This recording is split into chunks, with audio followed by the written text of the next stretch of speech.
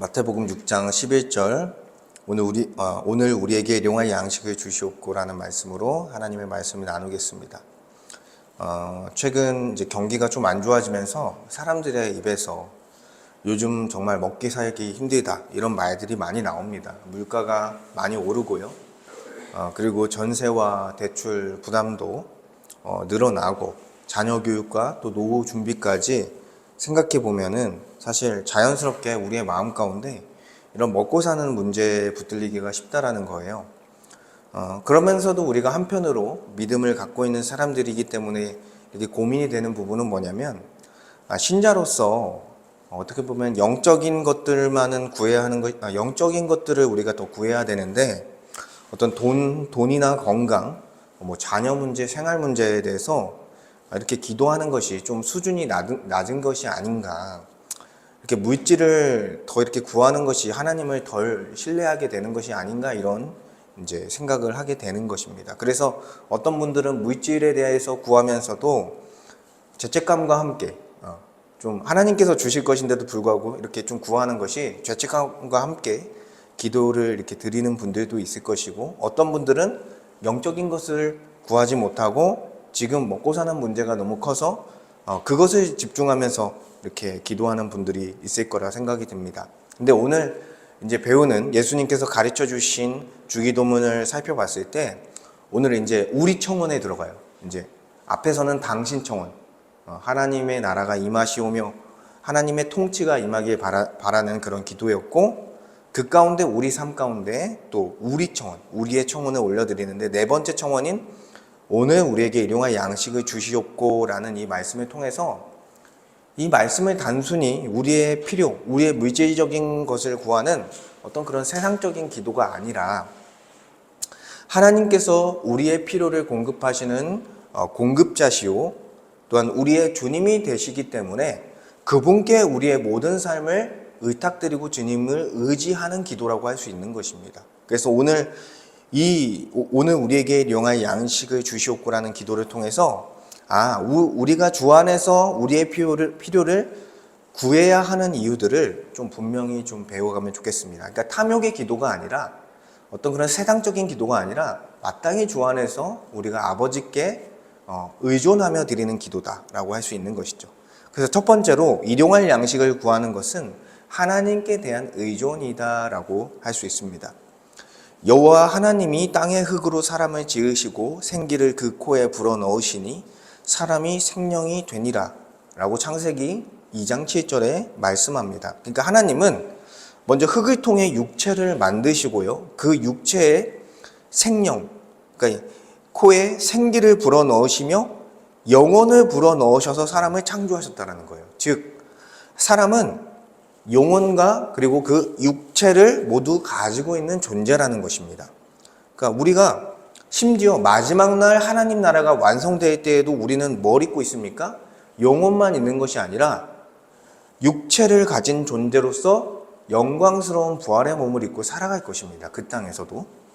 그래서 고린도전서 15장 42절에서 44절을 보니까, 죽은 자의 부활도 이와 같으니 썩을 것으로 심고 썩지 아니할 것으로 다시 살아나며, 욕된 것으로 심고 영광스러운 것으로 다시 살아나며, 약한 것으로 심고 강한 것으로 다시 살아나며, 육의 몸으로 심고 신령한 몸으로 다시 살아나니 육의 몸이 있은즉 또 영의 몸도 있느니라 라고 말씀합니다.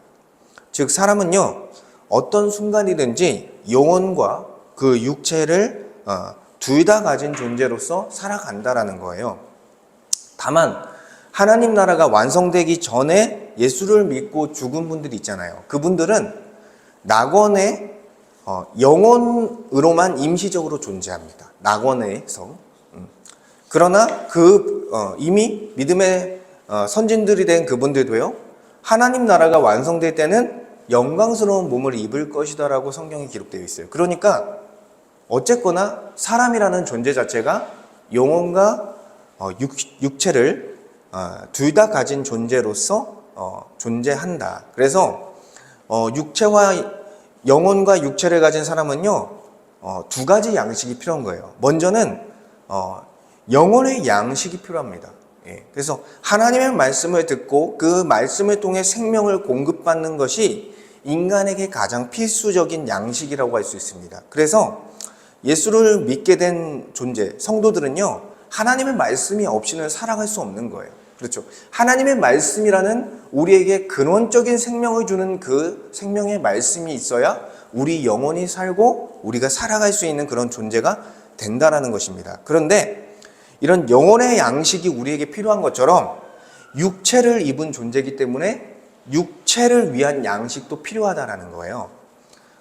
구약의 대표적인 선지자 중에 엘리야라는 사람이 있습니다. 그 엘리야가 이제 이방 선지자들과 대결한 후에 이기고 나서 이세벨의 위협을 받습니다. 내가 너를 죽일 것이다라는 위협을 받고 엘리야는 로뎀나무 아래로 피신하게 돼요. 근데 그곳에서 그가 영적으로 매우 침체된 상태였어요. 매우 영적으로 침체된 상태였고 육체적인 피로와 배고픔에 지쳐 있었습니다. 그리고 두려움에 갇혀 있었어요. 그래서 그가 하나님께 기도하는데 이제 나의 생명을 거두어가 주십시오라고 이렇게 안타까운 그런 간구를 했습니다. 그런데 하나님께서 천사를 통해 엘리야에게 천사를 보내시는데 숯불에 구운 떡과 물 한 병을 머리맡에 두시면서 일어나서 먹으라라고 말씀하셨어요. 그리고 엘리야는 일어나 먹고 마시고 그 식물의 힘을 의지하여 40일 40야를 가서 하나님의 산 호렙에서 다시 하나님의 음성을 듣고 다시 사명을 부여받고 영적인 침체에서 회복되는 은혜를 얻게 됐다는 거예요. 그러니까 하나님은 어떻게 하신 거예요?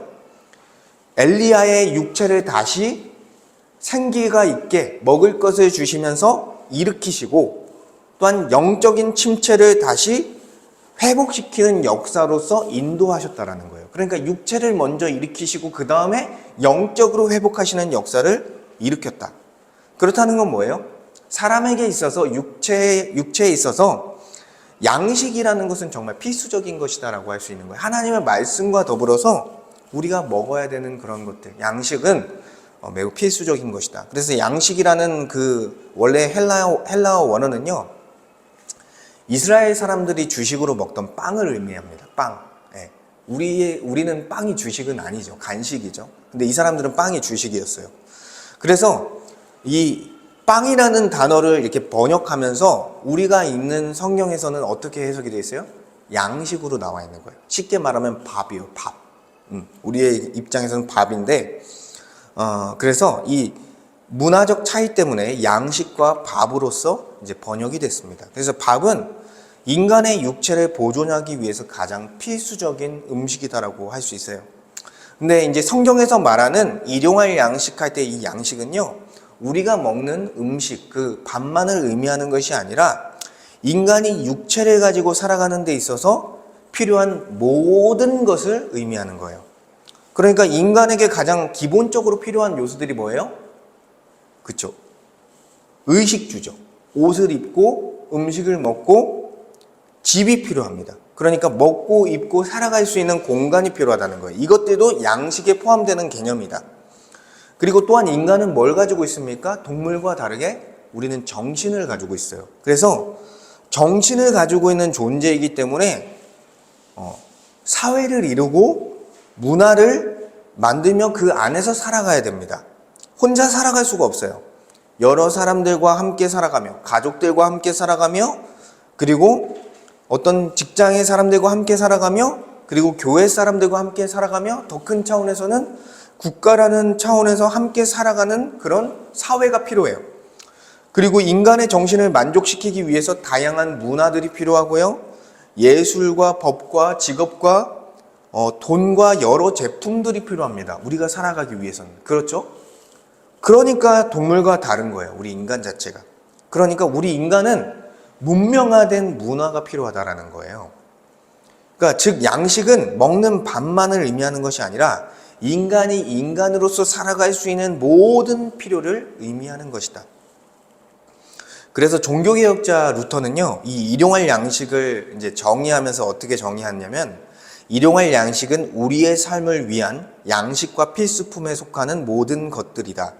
곧 음식과 신발, 집 정원, 경작지 가축, 돈, 재산, 배우자와 아이들, 착한 식소들, 강직하고 신실한 통치자들, 좋은 정부와 날씨와 평화와 건강과 품격과 명예와 좋은 친구와 신실한 이웃과 같은 모든 것들을 말한다. 그러니까 우리를 둘러싼 모든 것들을 이야기하고 있다라고 설명을 하고 있는 것입니다. 그렇기 때문에 양식이란 인간이 인간답게 살아가기 위한 필수적이고 사회적이고 문화적이고 물질적인 모든 것들을 의미하는 것이다라고 우리는 정의할 수 있는 거예요. 그러니까 양식은 육체를 입고 살아가는 사람들의 모든 필요 조건이다라고 말할 수 있는 것입니다. 그리고 양식 앞에 일용할이라는 수식어가 붙어 있어요. 그렇죠? 일용할 양식을 주시옵고 이렇게 이제 기도하는데, 일용할이라는 단어 자체가 날마다 필요한 매일의 하루분의 이런 뜻을 가지고 있어요. 근데 여기에 있어서도 교회사적으로 여러 가지 해석이 있었습니다. 그러니까 하루의 필요만을 위한 것, 아니면은 미래, 다가올 날에 대한 어떤 필요들, 육체의 생명을 유지하기 위한 필요. 어떤 사람들은 영적인 생명을 위한 양식으로 해서 성만찬과 연결하면서 해석하는 사람들도 있었는데, 근데 이제 문맥상 살펴봤을 때 이 양식은 결국 육체에 관한 부분이라는 것을 알 수 있어요. 예. 우리 인간이 육체를 입고 살아가는 데 있어서 필요한 부분이라는 것을 알 수 있고, 그냥 단 하루의 양식이라기보다는, 내일의 양식이라기보다는 미래를 대비한, 미래에 우리가 써야 될 그런 모든 양식들까지도 얘기할 수 있는 것이다. 그래서 극단적으로 바라보지 않기 위한 해석이에요. 왜냐하면 우리가 우리의 삶을 대비하기 위해서 저축도 합니다. 그렇죠? 물질을 쌓는단 말이에요. 물질을 쌓는 게 우리의 탐욕을 위해서 그런 것이 아니라 내일의 필요를 우리가 채우기 위해서 그렇게 하는 건데, 과도하지 않은 저축은 괜찮은 거죠. 예, 그렇기 때문에 미래를 위한, 우리의 필요를 위한, 적합한 필요를 위한 그런 부분이다라고 할 수 있는 것입니다. 그래서 이런 은혜, 우리의 필요를 채워주는 그런 문제에 있어서 하나님은요, 신자들에게만 이런 은혜를 주시는 것이 아니라 불신자들에게도 이런 은혜를 베풀어 주신다는 거예요. 그래서 인류 보편적으로 이런 은혜를 하나님은 주십니다. 양식을 더하시는. 그래서 우리만 먹고 살고 누리는 것이 있는 것이 아니라 불신자들도 먹고 살고 누리는 은혜들이 있다라는 거예요. 그래서 이 양식을 주는 그 은혜를 일반 은혜다, 일반적으로 모든 사람에게 주어지는 은혜다라고 해서 일반 은혜다라고 부르는 것입니다. 그래서 일용할 양식을 구한다는 것은 쉽게 말하면 나에게 적합한 필요를 구하는 기도예요. 그러니까 나에게 분명히 적합한 필요가 있다라는 거예요. 그래서 출애굽기 16장에 보면은 만나를 내려주시는 사건이 있는데, 하나님께서 이스라엘의 필요를 아시고 40년 동안 광야에서 만나를 매일같이 내려주셨습니다. 그런데 한 사람당 하루에 몇 오멜 거둬야 됩니까? 한 오멜만 거둬야 돼요. 그 이상을 넘기면 어떻게 됩니까? 하나님께서 책망하죠. 그리고 하루가 지나면 그것들이 다 썩어버리죠. 네. 그러니까 그 당시에 그 사람이 필요한 만큼만 주시는 은혜를 베풀어 주셨다라는 거예요. 근데 하나님께서 이 만나를 주신 목적이 무엇입니까? 신명기 8장 3절에서 보니까 너를 낮추시고 너를 줄이게 하시며 또 너도 알지 못하며 내 조상들도 알지 못하던 만나를 내게 먹이신 것은 사람이 떡으로만 사는 것이 아니요 여호와의 입에서 나오는 모든 말씀으로 사는 줄 내가 알게 하려 하심이니라 라고 말씀합니다. 그러니까 이 만나를 주시는 이유는 뭐냐면 초월적으로 주시는 거잖아요. 인간의 한계를 깨닫게 하시고 하나님께서 인간의 유일한 공급자요 이 세상을 만드신 창조주라는 것을 깨닫게 하며 그 창조주 하나님의 입에서 나오는 모든 말씀을 바라보고 그것에 집중하게 하기 위함이다라는 거예요. 즉 육체적인 필요를 모든 사람에게 하나님께서 채워주시는 이유는 뭐냐면 영적인 은혜를 바라보게 하기 위해서 육체의 은혜를 베풀어 주신다라는 것입니다. 그러니까 우리에게 주신 모든 일반 은혜들은 하나님의 말씀을 통해 살 수 있는 복음을 듣게 하기 위한 목적을 가지고 있다라는 거예요. 그러니까 불신자들에게도 하나님께서 필요를 공급하시는 이유가 뭐예요? 그들이 복음을 듣고 복음을 통해 회심하여 참된 생명을 얻게 하기 위한 목적을 가지고 있다라는 것입니다. 또한 신자들에게도 필요를 공급하시는 이유는 뭐냐면 하나님께서 창조주요 구원자라는 사실을, 그리고 영혼과 육체의 모든 필요를 채우시는 유일한 공급자요 우리의 주님이 되신다는 사실을 계속해서 기억하게 하시기 위해서 이러한 필요를 매일같이 우리에게 베풀어 주시는 것입니다. 그래서 우리는요, 우리가 기도를 할 때, 우리가 구할 때 어떻게 해야 되냐면 없어도 살 수 있는 사치품이 아니라 우리에게 정말 필요한 것이 무엇인가를 분별하며 생활에 필수한 필수품들을 구해야 된다라는 것입니다. 정말 우리에게 정말 필요한 것이 무엇인가 우리는 이렇게 생각해야 돼요. 왜냐하면 우리는요, 우리의 필요보다 더 구하는 그런 경향이 있기 때문에 정말 그 물질이 나에게 필요한가? 정말 그 위치가 나에게 필요한가? 정말 그 어떤 것들이, 정말 어떤 사람들이 나에게 필요한가를 신중하게 고민하면서 하나님 앞에 구해야 하는 것입니다. 인간은 자신의 적합한 필요보다 더 많은 것들이 필요하다고 생각하는 경향이 있기 때문에 그래야 하는 것이죠. 이스라엘 백성도 똑같았어요. 광야에서 하나님께서 만나를 주시고 메추라기를 주시고 물을 내시면서 채워주셨는데 이스라엘 백성들은 그럼에도 불구하고 어떻게 했습니까? 불평하고 원망하고 애굽의 온갖 음식들을 그리워했습니다. 그게 인간이에요. 인간이 참 악합니다. 그렇기 때문에 우리는요, 우리의 적합한 필요를 잘 분별하며 온갖 탐욕을 제거하고 아버지 하나님께 일용할 양식을 구해야 합니다. 특히나 우리는요, 여러 가지를 분별해야 돼요. 어떤 걸 구한다고 해서 그게 탐욕이 되는 게 아닙니다. 그러니까 우리의 필요는요, 시대에 따라 달라지는 거예요. 그래서 불과 몇십 년 전까지만 해도 자동차가 없어도 살아갈 수 있는 사회였습니다. 그런데요, 지금은요, 사회생활을 하고 직장생활을 하는 사람들 중에서는요, 어떤 사람들은 자동차가 없으면 안 되는 그런 사람들이 지금 생겨나게 됐다라는 거예요. 그러니까 필수품이 된 거예요, 이제 자동차라는 게. 그리고 어떤 사람들에게는 지금은 대부분의 사람들에게 이제 아날로그 시대에서 디지털 시대로 이제 변화되면서 스마트폰이라는 것 자체가 이제는 없어서는 안 되는 그런 필수품이 되어져 가고 있다는 거예요. 왜냐하면 다른 사람들과 쉽게 메시지를 주고받으면서 연락할 수 있고, 그리고 여기 안에 들어있는 어플을 통해서 사무 업무를 볼 수가 있어요. 그리고 은행 업무도 볼 수가 있어요. 그러니까 많은 부분에서 많은 사람들에게 삶의 편리함을 주기 때문에 지금 스마트폰이라는 것 자체도 우리에게 어떻게 보면은 적합한 필요의 그런 물건이다라고 생각해 볼 수 있는 것이죠.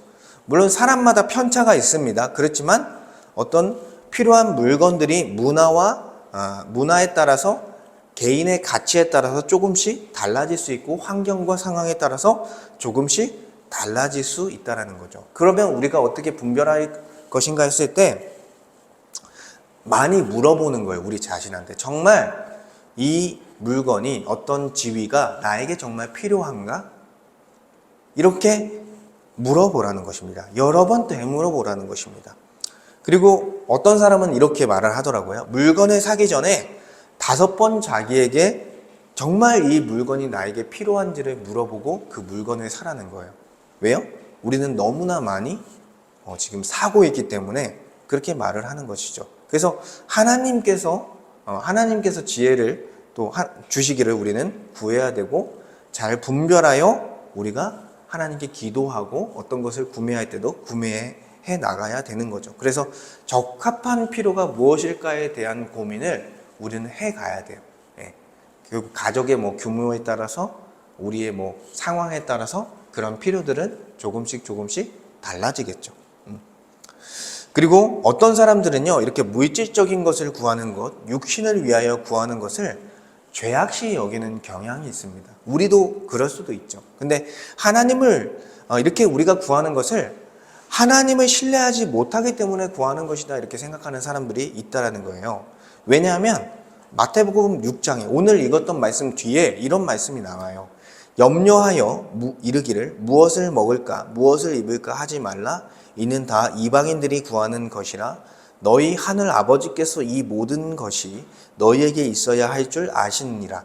그런즉 너희는 먼저 그의 나라와 그의 의를 구하라. 그리하면 이 모든 것을 너희에게 더하시리라. 이런 말씀이 있기 때문에 어떤 육체에 대한 부분을 구하는 게 어떤 그렇게 성경적이지 않은 것이다 라고 생각할 수 있다라는 것이죠. 물론 하나님의 통치가 우리에게 임하게 해달라는 것을 먼저 구하는 것이 옳습니다. 틀린 말이 아닙니다. 그럼에도 불구하고 일용할 양식을 구하라는 말씀 자체가 오늘 말씀이 있다는 것을 보았을 때 이 일용할 양식을 구하는 것은요, 우리가 탐욕을 가지고 구하는 것이 아니라 하나님께서 우리에게 더하시지 않으면 우리는 한순간도 살아갈 수 없는 존재라는 것을 고백하는 신앙 고백의 차원에서 일용할 양식을 구하라는 거예요. 그러니까 하나님께서 더하시겠죠. 우리에게 필요를 더하시겠죠. 그렇지만 우리가 일용할 양식을 구한다는 의미는 하나님께서 우리가 구하지 않으면 안 주시기 때문에가 아니라 구하지 않아도 주시지만 주님께서 우리의 모든 것들을 주실 거다라는 그런 믿음과 주님의 도우심 없이는 우리가 살아갈 수 없다라는 그런 믿음의 고백으로서 기도를 해야 한다라는 것입니다. 우리가 그렇게 기도하지 않으면요, 우리가 이미 가지고 있고 손에 쥐고 있는 것은 하나님이 주신 것이라고 생각하지 않을 때가 많다라는 거예요. 하나님께서 이 작은 것 하나, 이 성경책 하나라도 주님이 우리에게 허락하시지 않으면 우리가 받을 수 없다라는 것입니다. 그런데 하나님께서 이 작은 것 하나하나를 우리에게 베풀어 주셨기 때문에 우리가 그것을 누리고 있다라는 차원에서 이런 간구를 드리고 또 주님께 대한 감사를 기억하게 한다라는 것이죠. 그렇기 때문에 일용할 양식을 주시옵고라는 기도는 결국 하나님께서 우리의 모든 필요를 공급하시는 창조주라는 사실을 고백하는 것이고 하나님의 도움 없이는 한순간도 살아갈 수 없다는 그 겸손한 신자의 고백이 되는 것입니다. 그래서 여러분도 일용할 양식을 구하고 있는지를 생각해 보셔야 돼요. 하나님께서 한순간도 우리를 돕지 않으신다면 우리는 살아갈 수 없다라는 그 사실을 우리는 자각해야 합니다. 그리고 우리는 하나님만을 의존해야 합니다. 하나님만을 의존하는 거예요. 이렇게 고백하면서, 이렇게 구하면서. 그래서 이 고백을 통해서 하나님을 의존하는 훈련을 해가는 것입니다. 하나님만이 나의 필요를 채우십니다. 하나님만이 나의 유일한 공급자이십니다. 그리고 나에게 더하기도 하시고 거두기도 하시는 분이 하나님이십니다. 고백하며 우리의 모든 필요의 근원이신 하나님을 의존해야 하는 것입니다. 그리고 두 번째로 일용할 양식을 구할 때 균형 있는 기도를 해야 한다라는 것입니다. 그러니까 일용할 양식을 구할 때 너무 한쪽으로 치우치게 되면요, 우리의 신앙과 우리의 삶이 망가지게 될 수 있다는 거예요. 대표적인 잘못된 그 신앙이 금욕주의와 물질주의입니다. 금욕주의는요, 신앙생활에 열심을 내는 그 사람들에게서 많이 나타납니다.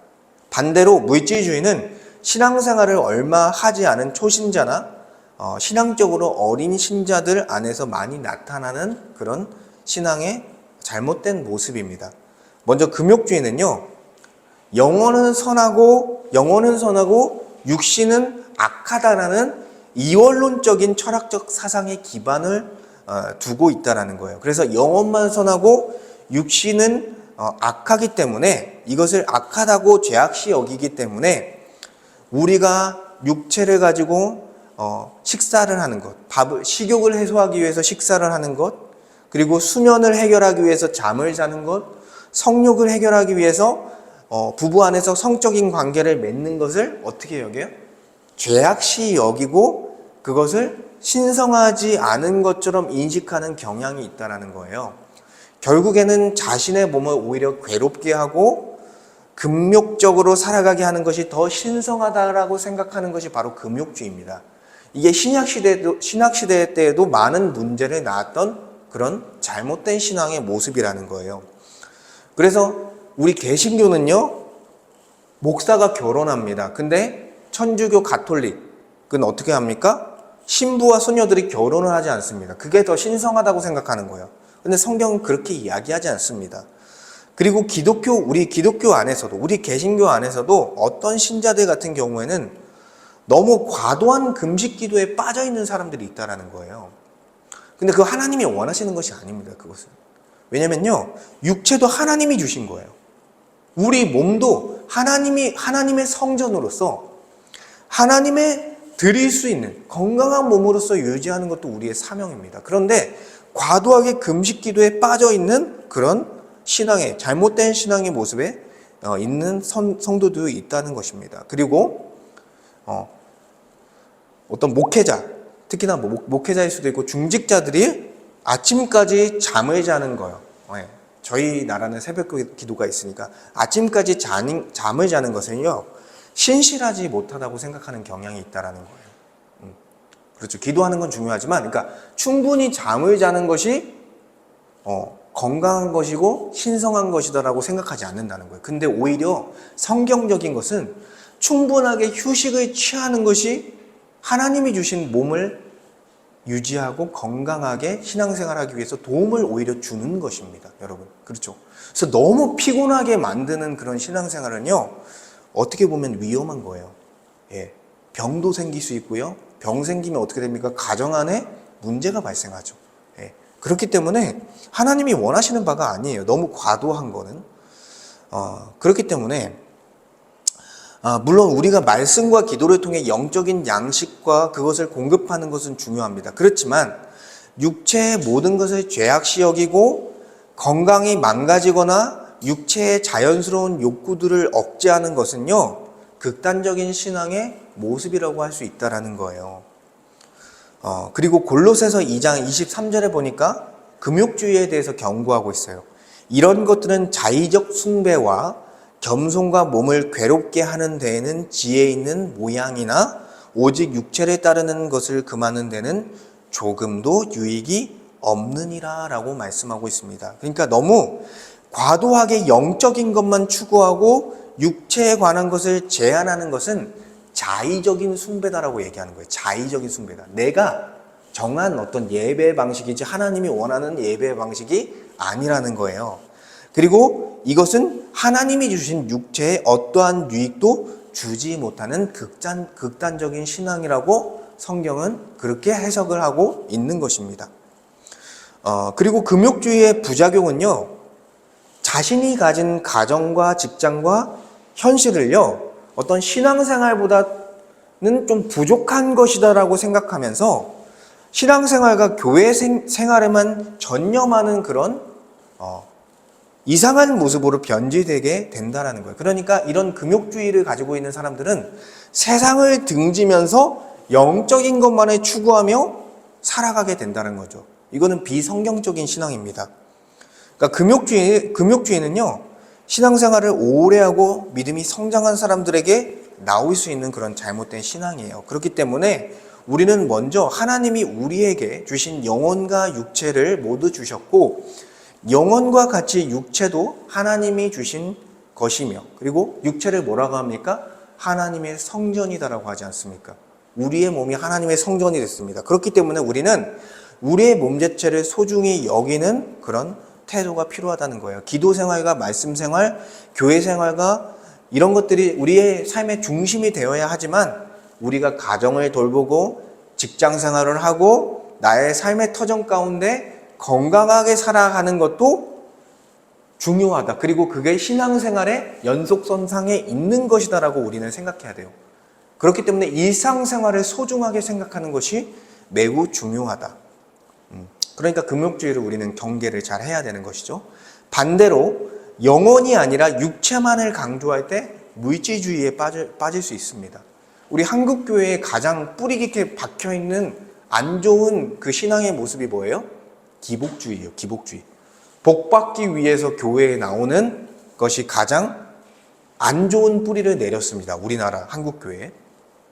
그래서 이 물질주의는요, 영혼을 돌보고 영혼을 위하여 영적인 일들을 하는 것을 등한히 여기고 육체를 위한 일, 육체의 본능에 따르는 일에 충실한 것을 말합니다. 그러니까 영적인 생활에 영향이 갈 정도로, 신앙생활에 영향이 갈 정도로 재물에 대해서 집착하거나 복 받는 것에만 관심을 갖는 것은 잘못된 신앙이다라고 할 수 있는 거예요. 그래서 자신의 본능과 취향을 충족시키면서 교회 생활과 신앙생활을 너무나 쉽게 범하거나 포기하는 것들이 바로 이런 물질주의에 빠진 신앙의 모습이라고 할 수 있습니다. 그렇기 때문에 물질주의가 이제 금욕주의와 같이 위험한 것이죠. 어떻게 돼요? 물질주의에 빠지게 되면 우리의 영혼이 망가지게 되는 거예요. 왜요? 하나님의 형상인 사람은요, 동물이 아닙니다. 그냥 본능대로 사는 것만 충족된다고 해서 복된 삶을 사는 것이 아닙니다. 그래서 예수님은 마태복음 10장 23절, 25절에서 이렇게 말씀합니다. 재물이 있는 자는 하나님 나라에 들어가기가 심히 어렵도다 하시니, 하나님의 나라에 들어가기가 얼마나 어려운지 낙타가 바늘기로 나아가는 것이 부자가 하나님의 나라에 들어가는 것보다 쉬우니라. 얼마나 역설적인 비유입니까? 낙타가 그 바늘기에 들어가는 것보다 부자가 하나님 나라에 들어가는 것이 더 어렵다. 그러니까 그만큼 이 물질주의에 모든 부자가 물질주의에 빠져 있다는 건 아니에요. 근데 이제 대부분의 부자들이 물질주의에 빠져 있겠죠. 그래서 이 물질주의에 빠져 있는 사람들은요, 하나님의 은혜를 사모하고 기도 생활하고 말씀을 듣고 교회 생활하는 것을요, 중요하게 생각하지 않는다는 거예요. 오히려 내가 복 받는 거, 먹고 사는 문제, 나의 가정의 문제, 자녀의 문제, 직장의 문제, 승진의 문제, 그리고 내 본능을 따라 그 본능을 충족시키는 문제만을 집중하고 있다는 거예요. 그렇기 때문에 물론 구원받은 사람도 이렇게 좀 넘어질 수도 있겠지만 이런 물질주의에 빠진 사람들이 구원받기가 힘들겠죠. 그렇죠.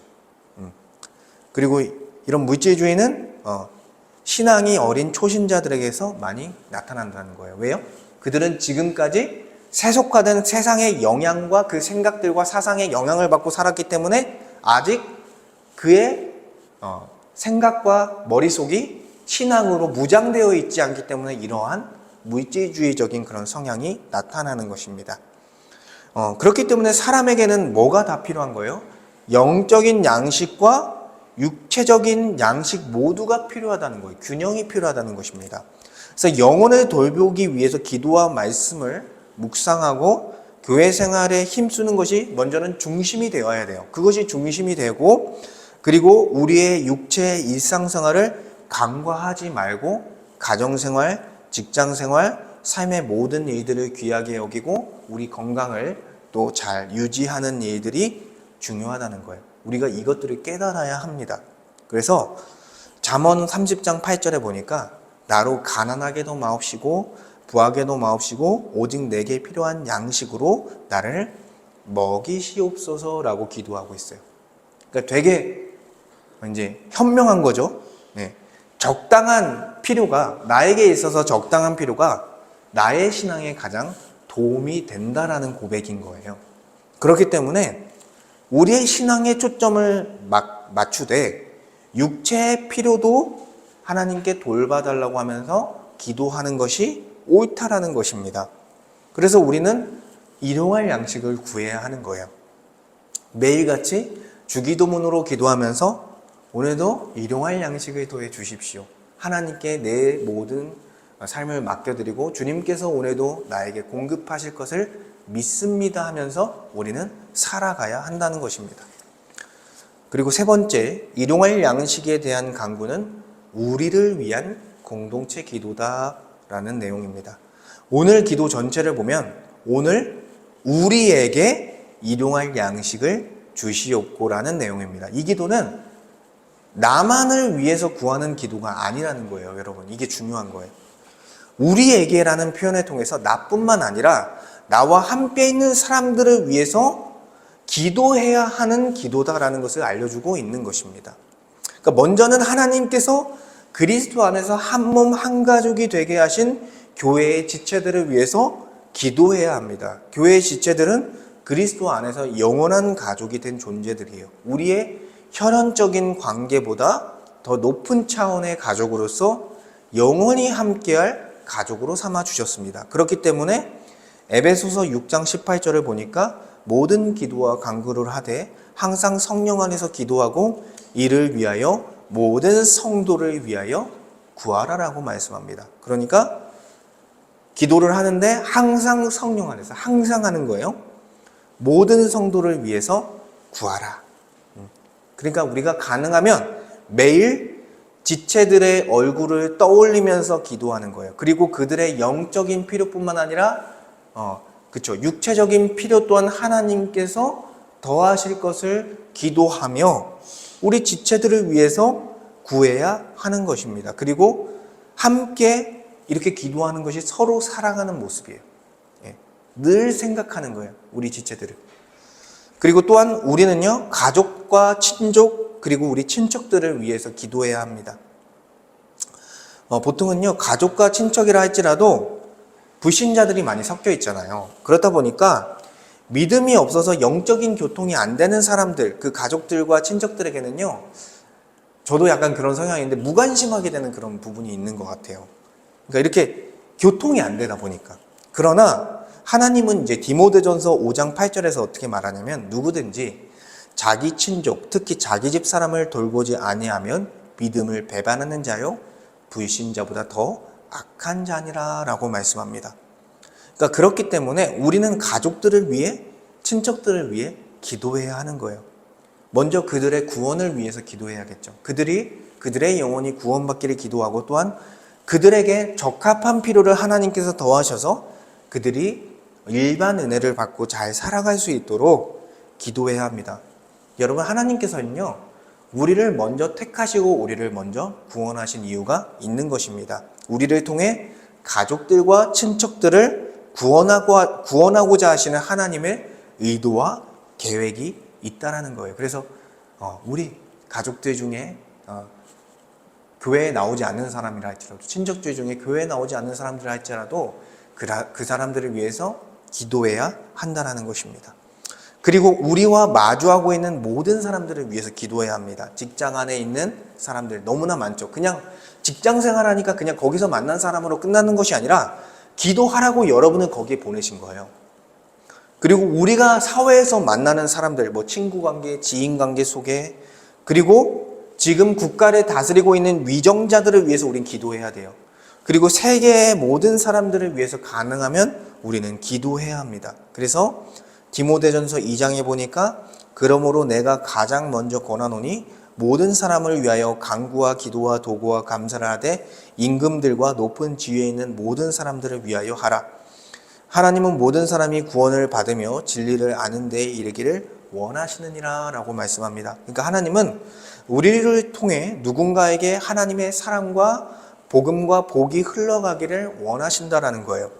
죽어가는 자들이 구원을 받고 진리를 아는 데 이르며 하나님의 필요를 통해서 돌보심 안으로 들어오기를 바란다라는 것입니다. 그래서 하나님께서 우리를 택하시고 이 세상에 우리를 두신 이유 중에 하나가 바로 다른 사람들을 위해서 기도하게 하기 위함입니다. 그래서 여러분의 주위를 생각해 보십시오. 지금 직장 안에서 만나는 그런 사람들을 한번 생각해 보세요. 그리고 여러분의 가족들을 한번 생각해 보세요. 그 사람들 왜 거기 있는 거예요? 여러분이 기도하라고. 여러분이 그 사람들을 위해서 기도하라고 그 사람들이 거기 있는 것입니다. 우리가 그 사람들을 위해서 기도해 주어야 하는 것입니다. 그것이 마땅히 하나님의 백성으로 해야 될 일이라는 거예요. 또한 우리는요, 기도하며 기도로 끝나는 것이 아니라 옆에 있는 그 지체들과 우리와 마주한 모든 사람들을 돌볼 수 있는 부분에서 돌봐야 한다는 거예요. 그래서 빌립보서 2장 4절을 보면 각각 자기 일을 돌볼 뿐더러 또한 각각 다른 사람의 일을 돌보아 나의 기쁨을 충만하게 하라 라고 말씀합니다. 그러니까 우리는 먼저 지체들을 돌봐야 돼요. 교회 지체들을 돌보면서 그들의 필요를 우리가 도울 수 있는 부분에서 물질로도 돕고 여러 가지 감정적인 걸로 도울 수 있고 우리의 여건에 맞게 도와야 합니다. 그리고 이제 지체들을 돕는 방식이 개인적으로 도울 수도 있겠지만 구제 헌금을 통해서 마땅히 도울 만한 지체들이 교회 안에서 판단되어져서 도울 수 있게 하는 것도 중요한 부분이겠죠. 그리고 하나님께서 우리에게 맡겨주신 가족들을 잘 돌보는 일이 너무나 중요합니다. 그렇죠. 우리가 열심히 섬기고 열심히 일해서 먹고 살게 하는 것이 당연한 일이고, 우리가 신자라면 그 일을 더 마땅히 해야 하는 것입니다. 그리고 우리와 마주한 모든 사람들, 그들의 정말 필수적인 것을 우리가 도울 수는 없겠지만, 우리가 커피 한 잔 살 수도 있고요, 밥 한 끼 살 수 있고요, 말 한마디를 하더라도 은혜를 끼치는 말을 하여 기도할 뿐 아니라 실제로 우리가 말과 행동으로서 예수의 마음을 품고 작은 것이라도 섬기는 것이 바로 하나님이 원하시는 바고, 그것을 통해서 불신자들은 우리 같은 사람들을, 부족하지만 우리 같은 사람들을 통해 하나님이 있다라는 사실을 발견하게 된다는 것입니다. 사랑하는 여러분, 일용할 양식을 구하는 기도는 하나님께 대한 의존의 고백이며 탐욕을 버리고 나에게, 그리고 우리에게 꼭 필요한 것을 구하는 믿음의 기도입니다. 하나님께서는 우리의 모든 필요를 더하실 것입니다.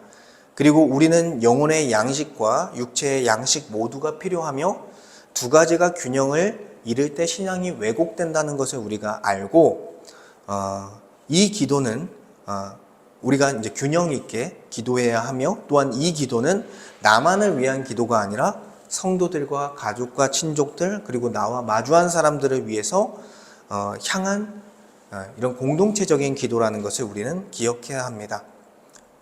그래서 기도에서 멈추지 않고 하나님이 주신 것으로서 우리가 섬길 수 있는 것을 섬기는 것까지 하는 것이 사실 우리의 이제 소명의 자리에서 할 사명인 것이죠. 그래서 오늘 이 말씀을 붙들고 우리의 공급자 되신 하나님을 의지하며 우리에게 일용할 양식을 주시옵소서라고 하며 함께 기도하도록 하겠습니다. 아버지 하나님, 감사합니다. 하나님께서는 우리의 영혼을 돌보실 뿐만 아니라 하나님의 말씀과 또한 지체들을 통해서, 또한 기도 안에서 우리를 돌보실 뿐만 아니라 우리에게 주신 육체도 주님께서 돌보시는 은혜를 더해 주셨습니다. 우리의 필요를 더하시고 이스라엘 백성에게 만나와 메추라기에 물을 더하신 것처럼 우리에게 그 상황에 맞춰서, 그 환경에 맞춰서 우리의 필요를 더하시는 줄 믿습니다. 우리가 그렇지만 정말 일용할 양식을 주시는 하나님께 기도하는 이유는 하나님께서 이 작은 것 하나도 다 주셨다라는 사실을 고백하며, 하나님의 도우심이 없으면 오늘 하루도 우리가 살아갈 수 없음을 고백하는 신앙 고백으로서 하나님께 이 고백을 드리기 원합니다. 주님, 우리에게 일용할 양식을 주시옵소서.